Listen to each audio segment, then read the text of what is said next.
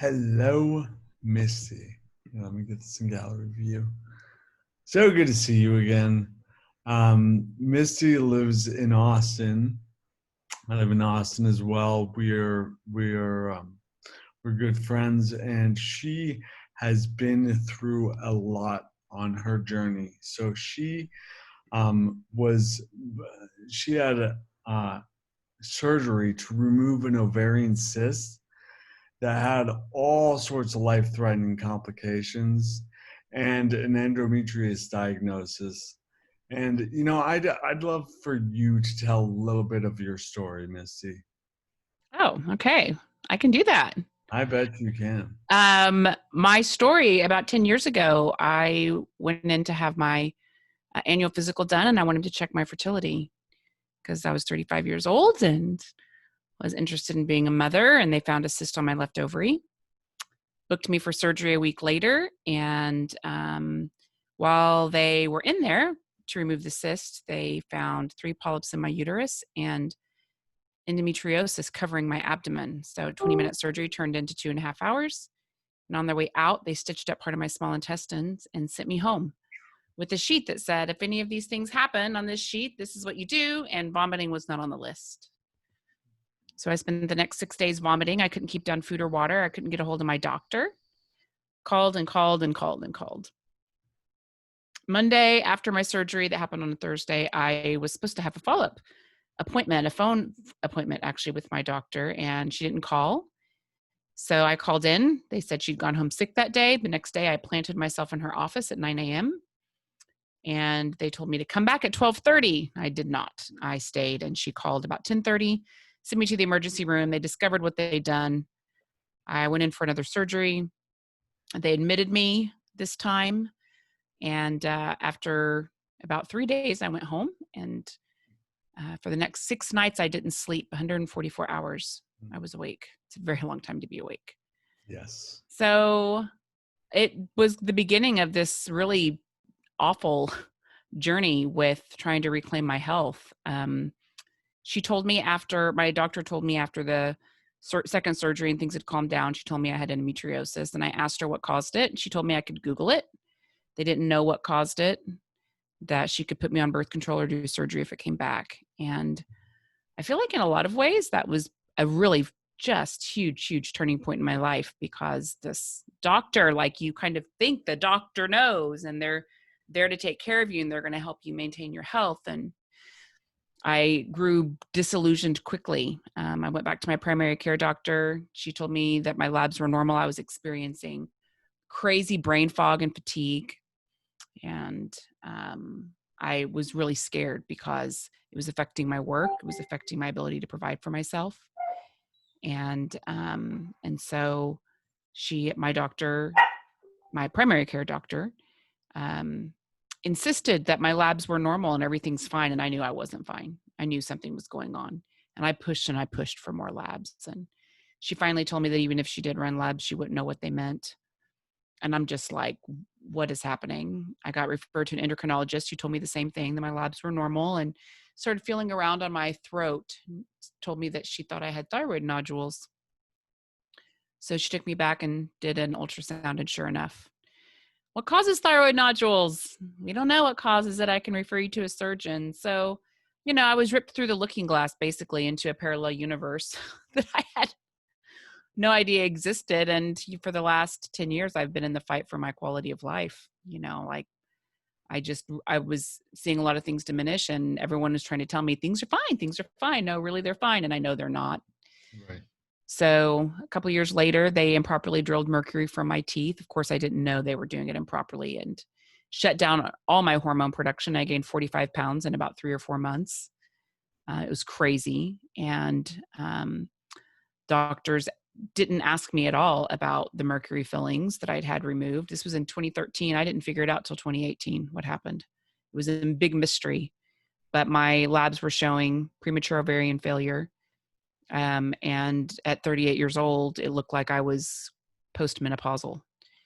And so they put me on hormone therapy, and that did help. It helped me lose about half the weight too. But, I figured out that if I care about my health and care about being healthy, that I better take this journey into my own hands. And that's what I did. And now I have an amazing community of women online called Healing Rosie, who are all committed to their own journeys in the same way that I've been committed to mine. And so, that hold no head above thine own, like I am sovereign over my life, that ethos has carved out a really different life for me than I expected to be living. And in a way, it's really empowering, and another way it's kind of scary because then you're ultimately responsible. If you figure it out or you don't figure it out, it's on you.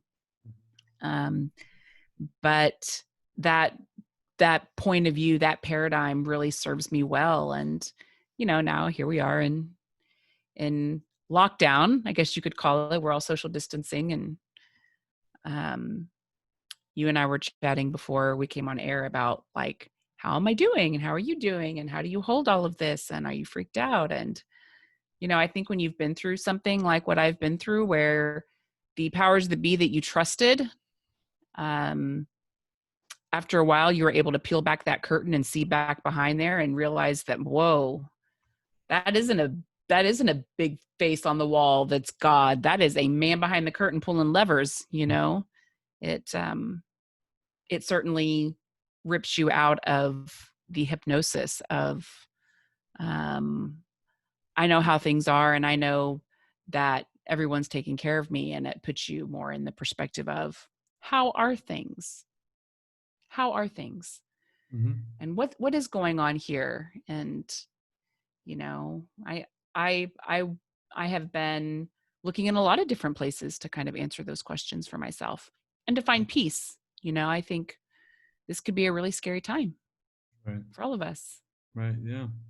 And this is a very, very, I mean, for many of us, the rug has been pulled out from under us, and it's like, whoa, things have changed a whole lot, and we don't know what's gonna happen. And I love how you brought up how when you go through the medical matrix, as I call it, where like this idea of what actually of what medicine is doesn't match, like your idea of that doesn't match up with the reality of what you're experiencing, which is very much what happened with you and with many people who I work with and speak with. It's just like, I can't trust my doctor. I thought I could trust my doctor, and we get to this place where it's like, yeah, I'm going to be very discerning about what I trust and about what I'm hearing from the medical industry and also from everywhere else. Yeah. It's kind of that place where you wake up and you're like, whoa, this isn't all like my best interests are not what people have in mind with everything. With medicine, the big aha for me was that my best interests aren't what the goal is. Like it's a for-profit medical industry. And then seeing that, and we're working within the medical industry with COVID-19 and whatnot. And I just heard Bill Gates say something like things won't go back to normal until everybody has the COVID vaccine, which hasn't even been made yet. And it seems like crazy talk to me, honestly. And and this place of discernment of like, all right, so what actually is at risk here, and what actually is like, who are we trusting and who is to trust in this situation? Yeah. It's a good question. And I don't think you have the answers. No, I trust myself. There you go. I definitely trust myself. I don't trust the media. We all have to remember that right now the goal of the media is to get viewers and ratings. So because that's their goal, everything is sensationalized. And they're not necessarily talking about the things that would bring everybody peace, because if everyone has peace, then they quit paying attention to what the media has to say. So I remember early on, I decided that I would look at rooters because they're not so right and not so left, in the mornings, not at night. I didn't want to get myself all worked up and then need to go to bed. Nice. Nice. So, and then I looked at the local paper. I looked at the Statesman, and see what's happening in Austin, because that directly affects me. But I started searching for some answers too. I think it's normal to want to know what's going on, what's really happening here. But I didn't look to the media. I kind of started watching who are my friends on Facebook that are looking for perspective on this. Who's asking intelligent questions? Who has a different perspective? I tend to be really middle of the road politically. I actually prefer not to be on the road politically. But I think the right and the left are both full of it. I mean, I think they both sides just have such an agenda, and their intention is to polarize, to make the other side wrong so they could be right. Yeah. So, and I personally don't think that what's going on right now was, quote, caused by either party. I don't think either party wants our economy to go to crap. Does that mean that they're not pushing things that I don't think are a good idea? Of course they are, but I don't think they have to live in this world too. If the US becomes a third world country because we go broke, that's their country too. So I'm not saying that their motives are all pure and good, but I also don't think that any of them want to see us fall. So I tend to shy away from those storylines, when people are really getting into all that blame. I personally am like, I don't think it's that. That doesn't to say I don't think they're blameless, but I think that's a moot point. I don't think, if we're going to figure out what's going on here, we've got to look bigger. I mean, this is a global pandemic. There are global powers that be that are controlling the puppet strings here. We've got WHO, which is basically a volunteer organization that gets funding from people like Bill Gates. So anytime you have an organization like that that's getting funding, you have to look at who's funding this organization and what is that entity's agenda. So I find myself asking those questions and trying to be open-minded about them, and doing my best to kind of live my life every day. There's a piece of this that we're all really curious about, right? Like, what's really going on? And I'm trying to be a critical thinker because I think it's the intelligent, responsible thing to do. And in spite of what's happening out there in the world, in this moment today, I'm creating my tomorrow. And what am I doing today to create a better tomorrow for myself? I am on a trajectory already.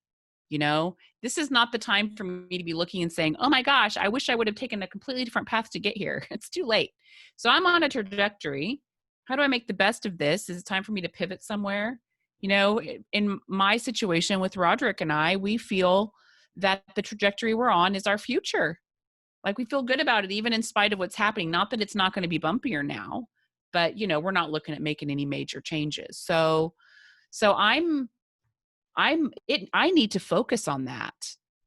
I need to be in creation around that and not get so distracted by all of this that, then I don't make the moves I need to make so that I'm putting myself and my family in a good place. So you can see this is a really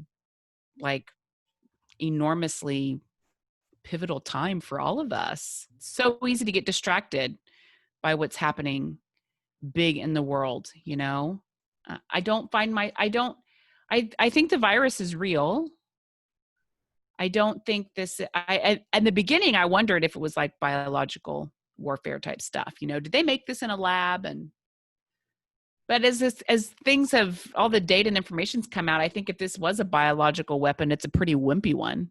Mm-hmm. I mean,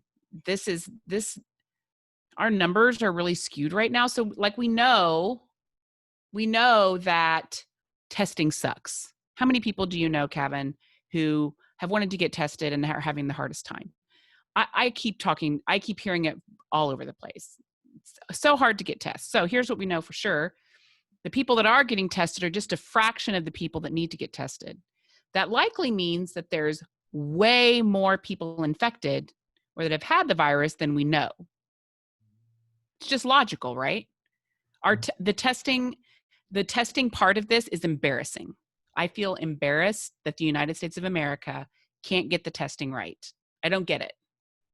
So in my mind, it's like logically I know, okay, so we have 400,000 or so infected, I think, if I'm getting my numbers right. And we probably have 1 million or more. I mean, 2, 3, 4 times. I don't know. We'll know. They'll look back and try to put the numbers together like they have on these other viruses in the last few years.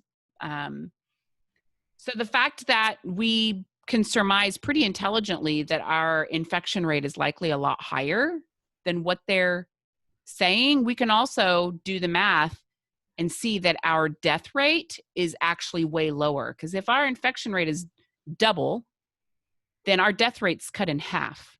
So if they're saying the death rate's 2%, then it's 1%. If they're saying it's 1%, it's 0.5%. But if our infection rate is quadruple, then the infection rate's a quarter. Right. I mean, the death rate is a quarter. So it's just very logical, you know? So I look at it and think, okay, the death rate here is puny for a biological weapon. So I don't think it's that.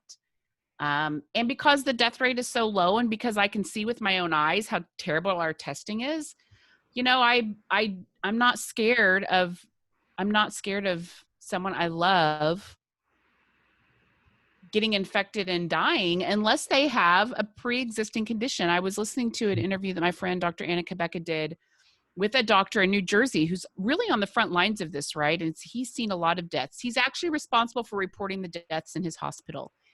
And the interview was fantastic. And one of the things that he said is that virtually everyone that comes in has a pre-existing condition and all of them have been obese. So we know obesity is a huge contributor. And then they have things like asthma and, you know, stuff that where their respiration is already compromised. So that's what we're looking at with this virus. And, you know, people die of pneumonia and the flu. I mean, there's other things that we can get that's probably on par with the deadliness of this virus. And it's curious to me why we're so freaked out about this virus and we don't freak out about these other things when the numbers are, I mean, just look at the numbers there. I'm not trying to like minimize how terrible death is. Mm-hmm. You know, none of us really want to die. But yeah, I'm just trying to, if I go into my lizard brain, my reptilian brain, and I just start freaking out about everything they say, and they're feeding it to me like I should be freaked out. They're saying it in a way to get me to freak out. Like that's their goal, is to freak me the F out. Mm-hmm.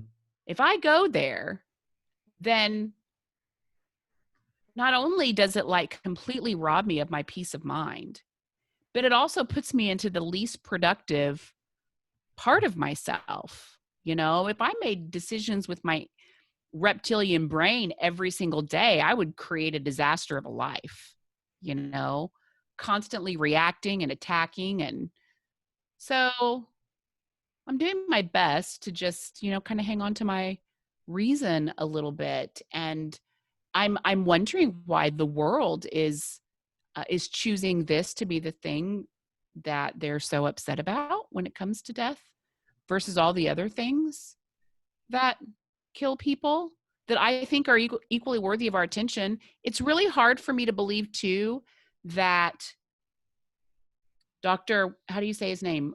Fauci, whoever is the specialist that's been in charge of infectious diseases in our country since like the early 80s. You know, it's hard for me to believe that he's making decisions and cares about protecting the American people because, my gosh, Where has he been the last 20 years when we've had this terrible chemical policy in our country where we spray all of our food with chemicals that cause cancer? I Mhm. mean, we just had a lawsuit like last year, the year before with Monsanto, where it was proven that they knew. And those people are on the board of the FDA and everything else in our government. So it's like, if we care about protecting our people, why do we have this chemical policy? Why do we allow the stuff on the shelves that we allow that's crap that we know is destroying our health? Why do we give our families food stamps and let them go buy this stuff that's terrible for their health? Like, if we're so loving and the powers that be care so much, why are these things allowed? You know? So that just leads me from a logical place to question their motives a little bit. Do they really care? Are they really trying to protect the American people? Is that really what their goal is? Is it possible that maybe they're influenced by some other things and some other agendas that we can't see? Because we basically just put ourselves into another Great Depression. I mean, we just trashed our economy over this. I mean, trashed it. This is there's so many countries that didn't trash their economy that found a way to manage this pandemic. It doesn't it their numbers don't, and their death rate aren't really much different than ours. I'm kind of watching Sweden right now and seeing what's happening there. They don't seem to have a bigger infection rate, compared to us, and they didn't. So, I just ask a lot of questions. I don't have answers. I don't know. I have no inside track on what's really going on. I don't really even have theories that I think are viable. I have heard some things and have looked at some things and I'm like, oh, that's curious. I wonder if that could have, but we don't know. We don't know. But I'm absolutely disconnecting from the fear messaging around this, Mhm. for sure. I'm disconnecting from that. And I'm letting it play out. This is how I manage my life too, right? Something happens, I get really triggered. I could lash out in that moment of triggering, or I can have some self-control and let some things play out to see how things are going to go, and make some decisions from there. Observe a little bit, and then see how I feel. Um, but yeah, that's what my corner of Austin's looking like, Kevin. How about yours? Exactly. I reached out to you and I'm like, how are things? And you're like, business as usual. Because yeah, this is another opportunity to be hit with some pretty intense stimuli that triggers the reptilian brain. It triggers our limbic system, and there comes that moment where it's like fight or run or whatever, and we can just, and as you say, stop for a minute and take a look and see what's going on. And people like you and I have gotten good at that because we've had to. I mean, like with your story, there are so many instances in there where it's like, wait, they totally ruined my life, like over like it's basically malpractice. You've It been is. through a lot of things, and the thing is, it's not malpractice because of the way the system's set up. It's actually the standard of care, not Mm-hmm. malpractice. Yeah. And it's sickening, and it's like we've dealt with scenarios that like are very upsetting, very unjust feeling, we get to see like, well, the world isn't all rainbows and butterflies like we thought it was. And and that's cool, that's all right. I'm just gonna keep my eyes open, keep my ears open, and ask the questions. I really appreciate asking the questions. We don't need the answers, but like, know that we don't have the answers. And knowing that you don't have an answer is way better than thinking you do have an answer about something that isn't the case. I forget who said this, but it's not knowing that's dangerous. It's knowing for certain something that just ain't so. Do you know who Yeah. said that? No, but that's good. Yeah, that's good. Yeah. That's its own trap, you know, thinking you know and being so certain that you know and just being dead wrong. Yeah. You know, and in some ways, I guess it depends on your point of view on all of it. Um, you know, I don't know, not to get too cerebral about the whole conversation, but my intention dealing with my health challenges, and I'm still dealing with them. My intention is to create the very best life for myself that I can, because I have a big contribution I want to make to the world. And because that's my intention, I have to make decisions in a way that's going to support me being able to create that outcome. And I can't, if I know and stop asking questions, I close off possibility. I close off, you know, another perspective or insight that might change the trajectory of my life in a really positive way. So because I have learned in my life that continuing to ask questions and be open-minded really serves me and helps put me on a great path. And in that way, I can trust too how God and the universe is influencing my life. I can trust the unfolding of things. And so I have found that it really, really serves me to stay in a place of openness and asking smart questions as much as I can, you know, as intelligent of questions as I can. Yeah. So, you know, sometimes the questioning takes me to places that feel really uncomfortable. When people start getting in really heavily into conspiracy, I don't mind a little bit of conspiracy theory stuff because it's good questioning, you know, but when they start getting really heavy and getting worked up and passionate and wanting to shove it down my throat or other people's throats, you know, I find myself resisting a little, but that's my nature. My nature is to be rational.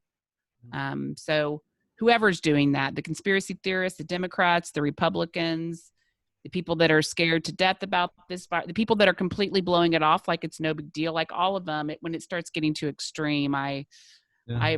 I tend to want to find, Yeah. you know, a more rational position on things. Yeah.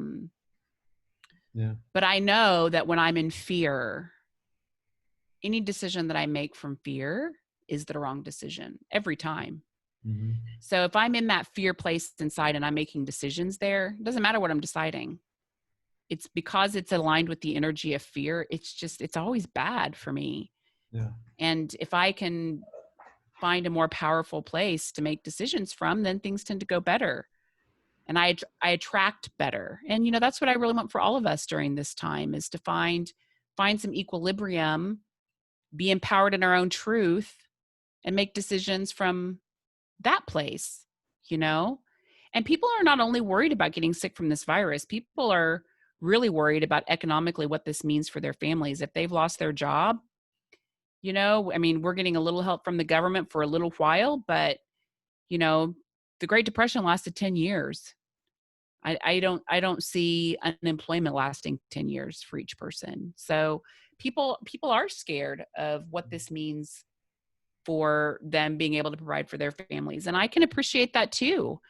I was talking in in a Facebook group with my friend Robin Openshaw about a study that she found from the 1970s by Johns Hopkins University that looked at the effect of unemployment on death rates. And at the time, for every 1% rise in unemployment, we're looking at, I think it was like 36,000 deaths.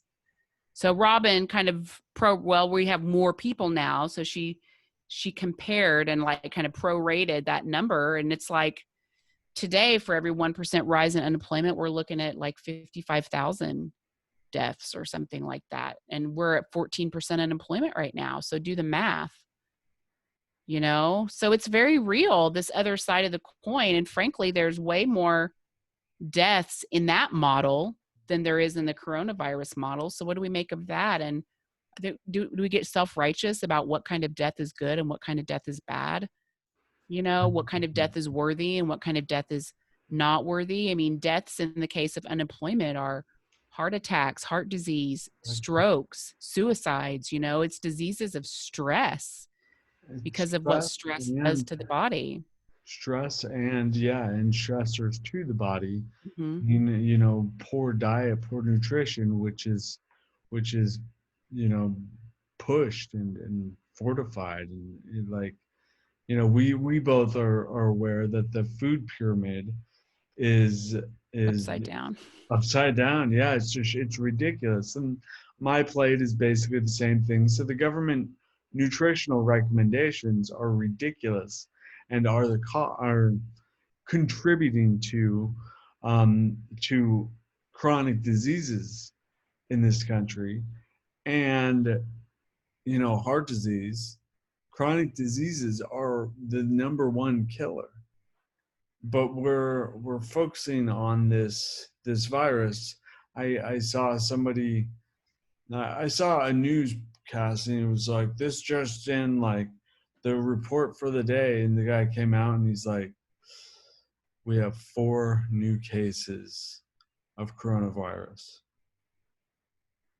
The death rate hasn't changed, but there's 4 new cases. And it's like, focusing all this attention and importance on, there's 4 people with something that kills less people than the flu. Likely, like we talked about earlier. And that's just what the media does, right? They hyper focus on something that they think is going to get people watching and stir up their emotions so that they want to stay tuned in. You know, we just have to be smarter than the game. And the media is not the only one that does that. Marketers do it too, of which I am one. We get people to focus on certain things, and you just have to like keep your head. Don't slip back into this part of you that just wants to be afraid all the time, but lean into logic, be smart, follow the guidelines and be intelligent about looking out for yourself, and get educated on the veracity of the guidelines. It's really interesting, the stuff that I'm seeing on, will face masks help or will they not help? And I don't know. I don't have a strong opinion about that one way or the other. And I don't know that I trust the WHO to tell me that. I'm really more interested in talking to doctors that maybe don't have a dog in the hunt, and that can kind of give me some perspective from a rational place. And for anybody So, who doesn't know what the WHO is, it's the WHO, the World Health Organization. right, right. So, at the end of the Good day, idea. this is going to blow over. We'll find a new normal after this. And, I'm concerned about our civil liberties. I do want people to be safe. But I don't only want the people who could get COVID-19 to be safe. I want the people who could suffer because of this economic crash to be safe. I want them to be safe too, and my wanting of everyone to be safe doesn't make everybody safe. I only have so much impact and control over that, but I certainly can be safe, in my sphere and make decisions today. My whole world is not COVID-19, and I don't think it should be anybody's. Mm-hmm. I think there's important things to focus on in our lives and our futures and our families. And, I don't think everything should be revolving around COVID-19. I think we should do what we feel like we need to do to be responsible citizens, and let that be it. And let's get back to our lives. One thing that's tricky with me is I've clients who are often have a loved one in the hospital, and right now they are separated, like not able to go to the hospital to visit their Oh, loved so one. hard. It's Yeah. it's and so there's there's this there's people dying from COVID-19, no doubt about it. That's true. And the effects of this economically, one piece, but health wise. Emotionally, mentally. Yeah. Emotionally, I'm working with people who have a loved one who's in a coma. And I know from experience and from experience working with people that the number one way to help people wake from a coma is be there, have their family and their friends and the communal intention there in the room with them. That's when I see people wake from a coma. Yeah. And the way to I mean, if I was left alone in a hospital with nobody I knew but these doctors doing, sticking needles in me and doing things like that, and I had no idea what was going on, but some doctor was telling me or some nurse was telling me, there's no way I would be anywhere close to where I am right now. Hmm. And I think that's something really important for us to think about too, is that this is not just affecting people with COVID. This is Yeah. affecting our entire medical system, Our whole our society. I have a entire couple of friends who've societal lost system, parents. every single system Yeah. in our society. This is Yeah. affecting. Yeah. And and asking the questions is so important. Like, is what is true may not even be a very important question, but what is actually at stake? What is being threatened? That's a pretty useful question to see what we actually need to be concerned about and what can we affect change in. I Yeah. think these are really important questions. Yeah. I was pretty encouraged by Trump's plan to kind of offer guidelines to states for reopening. And I liked it because it gives some perspective. If your state is not seeing, a rise in infections and you meet these certain criteria, here's a path. Because people are so afraid and they're not in their logical mind, I think having guidelines and a checklist like that at least gets us focused on, you know, opening things back up and returning to normal.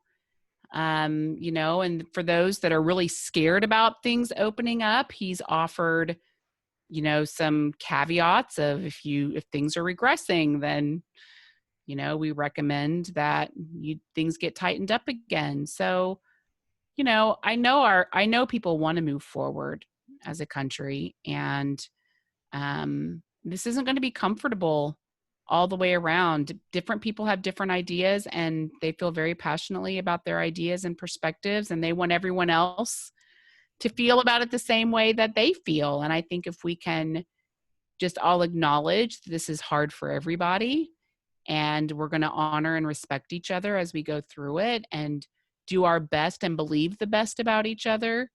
Oh, you don't share my point of view on it, so that makes you a bad person. We're going to get through this together, Mm-hmm. and I'm excited about that. I love community. I'm looking forward to being in community again. Yeah. And there's people in my community that don't like my perspective. There's people that think I should be a lot more afraid and worked up about it than I am. Mm-hmm. I hope that they don't forget who I am as a person just because I'm not having the same emotional response that they are. Right. Right. I hope that they remember that, I care, and I am for them. I'm for all of us. And I think that we just all need to be patient with each other and give each other some grace, and we're going to get through it. I totally agree. And yeah, thank you for what you said about remembering that opposing viewpoints and whatever, they don't need to be the same. We go through this every 4 years during a presidential election too. Friends on one side, on the blue team or the red team or whatever, and I'm like you, like I'm not on either of those teams. Like, those are my two options. Like, no, I'm on my team, you know, and the team that that all of my friends and family and people I care about, they're all on my team, whatever Yeah. team that is. So yeah, this is another scenario where there's so much polarization happening, and remembering that we are all humans having our experience, and trying to make that experience as awesome for all of us, because I believe we're all good too. I I think I think that regardless of whether you think this is a huge deal or you think it's not, or you're somewhere in the middle, it doesn't matter. We're all going to get through this. And I also wanted to bring up, you talked about marketing, and you are a marketer. And I think it's important to recognize that it's all marketing. Everything's marketing. The news is marketing. You brought that up. Like, it's like marketing ratings, marketing advertising spots, getting more people to watch your program means that you're marketing effectively. Mm-hmm. And you as a marketer are aware of how of countdown timers and limited availability and all of the things that get people's limbic system like, oh, I need to act now. And I think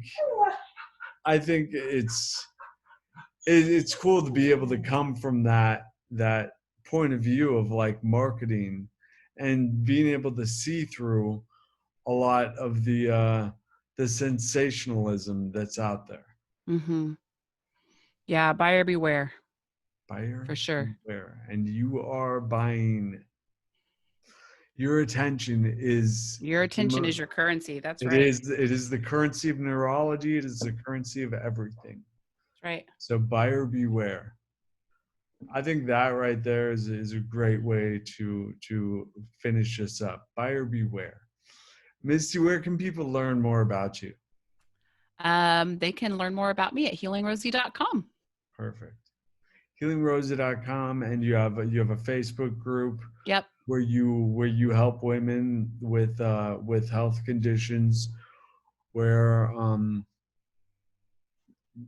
honestly they need to become their own health detectives Yep. We often. teach them how to advocate for themselves. Exactly. How For to sure. empower themselves. That's right. And that's why I'm really honored to have you here, and it's just always a pleasure to interview you and you interview me, and we've been doing quite a bit of that, and I so much respect and admiration for you, who you are, what you've been through, and how you're helping the world. So thank you, Misty. Thank you. It's a pleasure being with you, Kevin. Perfect. And thank you all. Tomorrow we will be having Dr. Dan Stickler on, and that's going to be a very, very powerful interview as well. We're going to be talking about immunology and viruses and vaccines for viruses as well. So we'll see you tomorrow. Thanks again, Missy. See Thanks, you guys. Kevin. We'll see y'all.